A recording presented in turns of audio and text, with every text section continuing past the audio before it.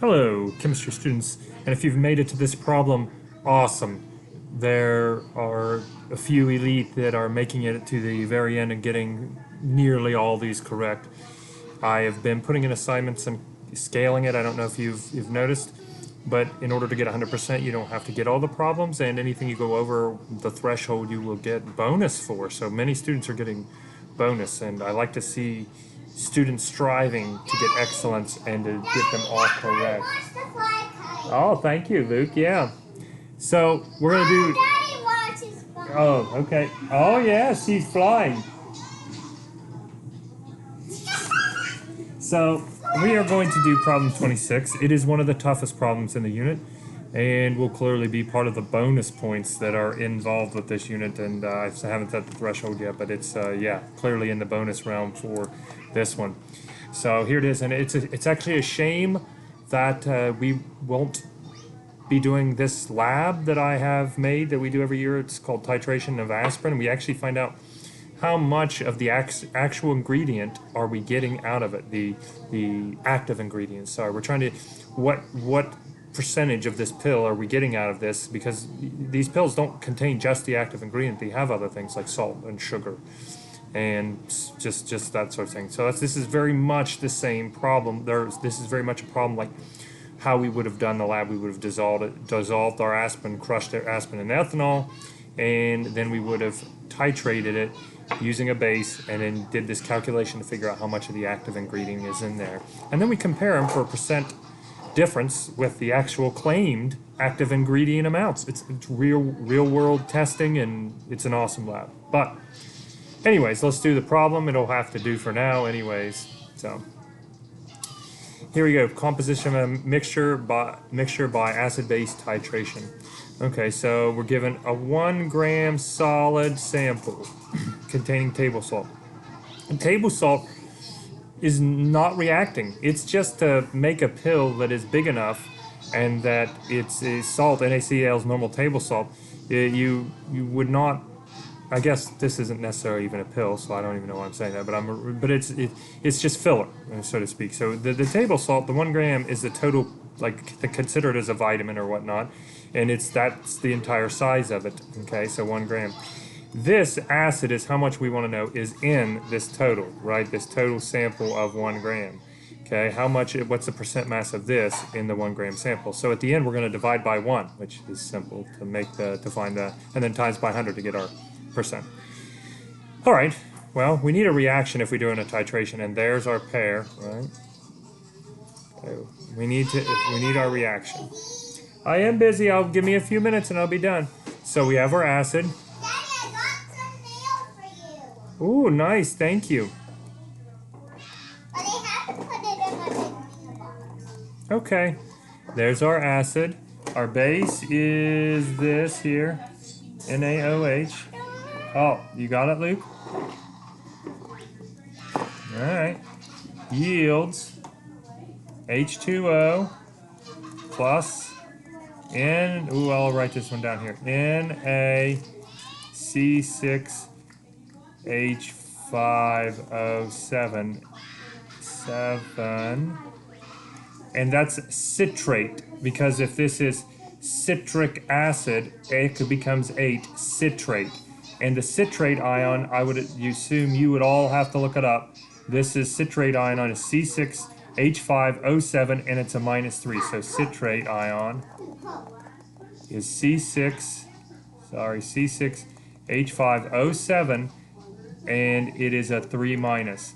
So since it's a 3- and Na is a +1, you need 3 of these to fix the compound, and then we'll balance the reaction. So how did you could have known it was a +3 without even looking, because look, these are the hydrogens that are attached to this this anion, right, which is a negative ion. Okay, so we have this here, and remember, you can think of water as HOH, an H from here. There's 3 Mr. Intershot, well, it's going to do it 3 times. Triprotic, I'll get to that here in a second, and then 1 hydroxide, HOH makes water. Simple double exchange reaction, acid-base neutralization to be specific, but a simple double exchange or double replacement, displacement, whatever you want to call it, reaction.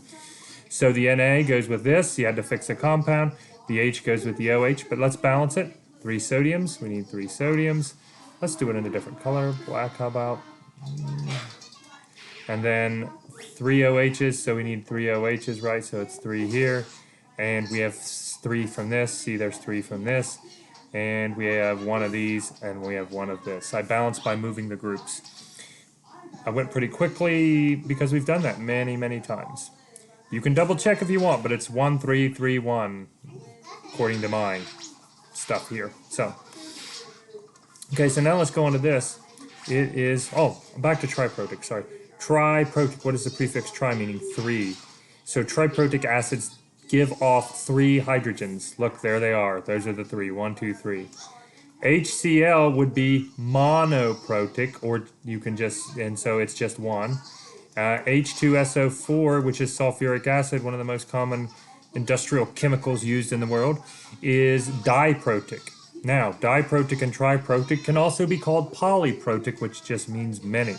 But diprotic means it's given 2 hydrogens, 2 H plus ions per every 1 molecule. Triprotic means it's giving off 3 hydrogen ions per 1 molecule of this citrate acid or citric acid, okay? Okay, so here it is. Molarity, we're going to do this. Molarity equals moles per liter. And here's what we have it. So let's we have 0.2759 equals X over 0.030 liters. I had to turn this to liters, guys. Molarity uses liters. Now you simply multiply the two using our basic rules of algebra, so you clear the bottom of the fraction. So in this case, you multiply both sides by 0.03. And when you do that, you get, or at least I get, 0.008277 moles of NaOH. How do you know it's NaOH? It says it right here. Okay, so now we need to switch compounds. Okay, let's switch compounds using our stoichiometric ratios. Moles, NaOH, and we're going to use our stoichiometric compounds, what we want over have. Want, this is a stoichiometric coefficient of 1 over 3, which is what we have. So 1H3, C6H5O7, 3 NaOHs. And here we go. Boom. So we just end up dividing by 3, and that gets us a number of 0. We're not multiplying by 3, we're multiplying by 1, dividing by 3, so we just end up with 0.002.00275 moles of H3C6H5O7. Okay. Now we just need one more calculation. Well, 2 actually, so I lied, sorry. And we're going to let's use red again. Here we go. We need to turn this moles into grams. How do we turn moles into grams? The molar mass found from the periodic table of elements. The molar mass of what compound? Citric acid, H3C6H5O7. And what is our molar mass? Our molar mass is 3 plus 5, 8 hydrogens at 1.008 a pop, approximately 6 times 12.011 a pop, 7 times 16 a pop. So when you add all that up together, I get 192.13 grams approximately. So now when we multiply those two, I get 0.530 grams. So what did we start with? We started with 1 gram sample, and that much of it is the citric acid. So 0.530 grams divided by 1 gram, and that gives us 0.53. Now to get a percent, we multiply by 100 per 100%. Multiply by 100, 53.0%. And that is our solution. Hope you enjoyed.